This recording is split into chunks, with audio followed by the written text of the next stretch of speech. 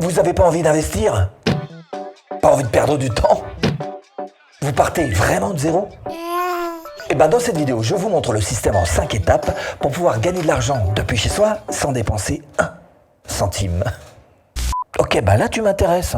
Alors première étape, quel outil? Je suppose que tu vas nous proposer un outil gratuit? Exact, gratuit. Et maintenant bien connu, c'est Canva. Alors je vous mets là-dessous en description le lien, vous cliquez dessus, histoire qu'on se retrouve tous au même endroit, qu'on parte tous d'exactement le même endroit. Donc vous cliquez dessus en description et vous allez vous retrouver tout simplement sur l'accueil Canva. Alors on va pas faire un tuto sur Canva, j'en ai suffisamment fait, mais je vais plutôt essayer de m'appuyer dessus pour vous montrer les quelques bons plans cachés, les recoins de Canva, et puis surtout vous montrer à quel point il va vous pré-mâcher le travail. Ok, je suis prêt, ça y est, j'ai cliqué. Bon, on fait quoi maintenant, Deuxième étape, allez vite, vite, on accélère, allez vite. Oui, mon projet, c'est tout simplement de vous faire faire du glisser-déposer. Et ce qu'on va faire ensemble, c'est qu'on va créer des couvertures de e-book. Et vous allez voir qu'avec cette méthode, c'est tout à fait accessible à tous, ça va très très vite, et ça va vous permettre après de les revendre. Et on peut même gagner très beaucoup.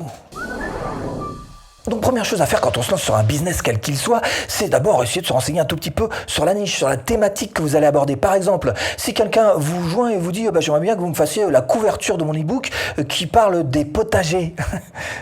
Votre premier réflexe, ça va être d'aller sur Amazon, d'aller voir dans toutes, dans livres, dans e-book Kindle, et bien sûr, vous allez voir potager. Donc évidemment, si on vous demande de faire une couverture sur un e-book sur les potagers, il va falloir quand même prendre quelques repères. D'abord les couleurs, évidemment, on voit qu'on est plutôt dans les verts, vert, nature, normal. Peut-être un petit peu aussi dans les blancs, un petit côté pureté dans le blanc, et puis dans les marrons. Le marron, c'est la couleur de la terre.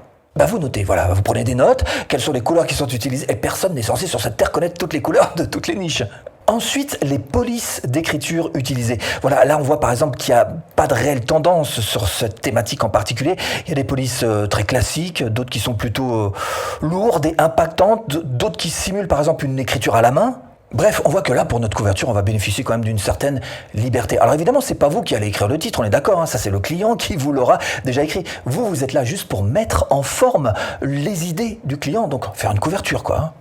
Créer une couverture qui fonctionne pour lui. Et le troisième critère, c'est tout simplement les visuels. Donc là, on voit que certains ont des photos de fond, d'autres ont des illustrations graphiques. Et franchement, il y en a qui sont brouillons, limite illisibles, surchargés, enfin bref, on en reparle. Mais pour l'instant, vous avez donc noté 3 choses sur la niche, couleur, texte et illustration. Maintenant, on passe à l'action. Donc on fait un petit briefing sur la thématique. Bon, et troisième étape, parce que moi je veux gagner de l'argent PayPal là maintenant tout de suite. Bon, on passe en webcam, maintenant on passe en version tuto. Coucou, voilà, je suis là. C'est parce que maintenant, on va filmer mon bureau. Alors là-dessous, il y a en description ce lien pour rejoindre Canva. Vous cliquez dessus, histoire de vous retrouver exactement sur la même page que moi. Première chose qu'on va faire ensemble, c'est qu'on va ici marquer le mot couverture e-book. Voilà, couverture e-book. Et on va partir sur un modèle qui ressemble à notre niche potager, mais surtout un modèle qui est au niveau de l'agencement quelque chose qui puisse tenir la route. On a vu qu'il y avait pas mal de couvertures un petit peu brouillon, donc on va essayer de se démarquer et viser un agencement qui soit super clair. Parfait, on va partir de ça. Donc l'expert des plantes intérieures pour créer notre couverture d'e-book. Alors l'idée évidemment c'est pas que vous serviez exactement de texto de cette couverture en changeant juste les... Parce que sinon vous risquez peut-être d'avoir des problèmes de droit d'auteur, en tous les cas des clients qui pourraient ne pas être satisfaits de savoir que il existe déjà cette couverture quelque part sur Canva. Donc il va falloir la personnaliser pour votre client. Donc je vais pas vous faire un tuto mais plutôt vous expliquer ce qui doit être fait. D'abord les polices ici, et ça se change ici. Et vous voyez que des typos, vous en avez un paquet de chez paquet, vous avez vraiment un gros choix. Donc on a vu dans cette niche que les typos étaient plutôt libres. Alors vous voyez que vous avez quand même des typos impactantes comme celle-ci que vous pouvez utiliser. Des typos peut-être un petit peu plus classiques comme celle-ci. Vous pouvez aussi utiliser des sans sérif, ce qu'on appelle comme celle-ci, vous voyez, Arimo, qui n'a pas les petits embages qu'il peut y avoir comme celle-ci. Vous voyez que le A en bas, il y a des petits embages là comme ça, là, voilà. Et là, il n'y en a pas. Voilà, des sans sérif. Mais vous pouvez aussi utiliser des typos script, comme ça, par exemple, écrites à la main. Mais alors attention avec celle-ci, parce que quelquefois, ça peut partir dans ce style-là complètement illisible. Alors pour les typos en bas, vous voyez les sous-titres, tout ça, essayez de rester plutôt classique. Hop, un coup de magie, je remets à jour donc le titre et les sous-titres évidemment. Alors là, on voit que c'est carrément illisible. Justement, on y vient. Bon, j'ai compris que la police d'écriture faisait partie de l'ensemble de l'ambiance du livre. Mais combien ça gagne ? Oui, mais j'ai de dire ça. Mais d'abord, ce qu'on va faire, c'est qu'on va s'occuper des couleurs. Et là, il y a un petit peu de boulot quand même. on voit que Canva t'aide beaucoup puisque si tu regardes bien, quand on clique dessus, on se rend compte que là, il nous met les couleurs qui sont utilisées. C'est-à-dire qu'il décrète tout à fait clairement que ça, ce sont les couleurs du document que tu es en train d'utiliser. Et là, c'est intéressant parce que soit tu peux utiliser celle-ci effectivement ou en créer d'autres en appuyant ici et en t'amusant à changer les couleurs ou alors utiliser voilà, des couleurs par défaut très classiques. Alors évidemment, avoir cette palette de couleurs, ça t'aide énormément parce que tu vas pouvoir faire des essais avec des couleurs qui sont fatalement justes puisqu'elles sont déjà quelque part dans ton document. Donc au milieu, voilà, moi je vais mettre du blanc et puis en haut, je vais choisir cette couleur verte, voilà, très claire, un petit peu pure quelque part. Et ici, le marron, voilà, le marron pour ces typos en particulier puisque ça faisait partie de mon document. Donc pour les couleurs, vous avez compris, c'est assez simple. Maintenant, on va passer au visuel, aux illustrations. Ok, pour les couleurs de la thématique, en créant quelque chose d'aéré, de très lisible. Hein. Bon, on est déjà à la 5e étape là. Oui, attends, je vais te montrer comment est-ce que tu peux vendre tout ça et puis même combien ça rapporte. Mais d'abord, j'aimerais qu'on s'occupe des visuels. Et la première chose qu'on va faire, c'est qu'on va retirer tous ces visuels-là. Et là, je vais mettre des légumes, des bons légumes. Hein. Alors, où est-ce qu'on peut trouver des légumes dans Canva ?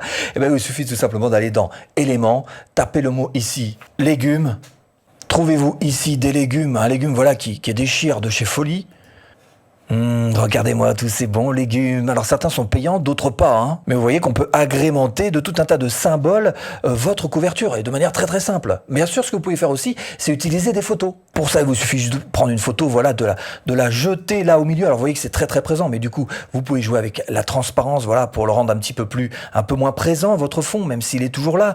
Lui, peut-être pourquoi pas lui mettre aussi un petit peu de flou. Et pour ça, il vous suffit d'aller dans modifier les images, dans ajuster et mettre un peu de flou. Ça éloigne un petit peu. Bref, vous avez compris. Je rentre pas dans les détails. Encore une fois, c'est pas un tuto, mais ce qu'il faut savoir, c'est que vous pouvez très bien utiliser tout simplement pixabay.com pour trouver.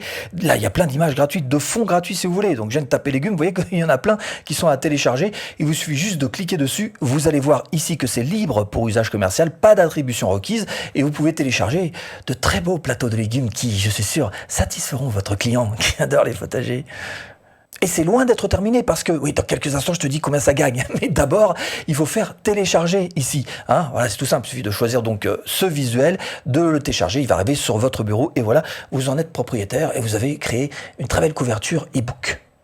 Bon, mais c'est pas tout mon lapin. Il faudrait peut-être parler un peu fifine. Hein. Financier, hein, fifine. Bon, je t'emmène sur 5euros.com. Tu vois qu'on peut gagner de l'argent avec des couvertures comme cette personne qui propose un forfait à 20 € avec 2 propositions de couverture et 8 retouches possibles. Voilà, en gros, pour simplifier un petit peu sa prestation. Et là, on voit qu'il fait environ 3400 ventes. Et si elles sont à un prix moyen de 20 €, je sors la calculette et ça fait 68 000 €. 68 000 € depuis le début de son activité. Alors je suis pas en train de vous dire que tout le monde pourra faire ça, évidemment. Ça dépend de l'investissement de chacun, ça dépend de la persévérance, ça dépend du travail de chacun, ça dépend aussi peut-être un petit peu du talent de chacun. En tous les cas, ce qu'il y a de sûr, c'est que certains le font. La preuve. Et si vous voulez aller plus loin et créer votre propre business en ligne, même en partant de zéro, eh bien je vous propose de cliquer là-dessous pour cette formation offerte. À tout de suite, si tu cliques.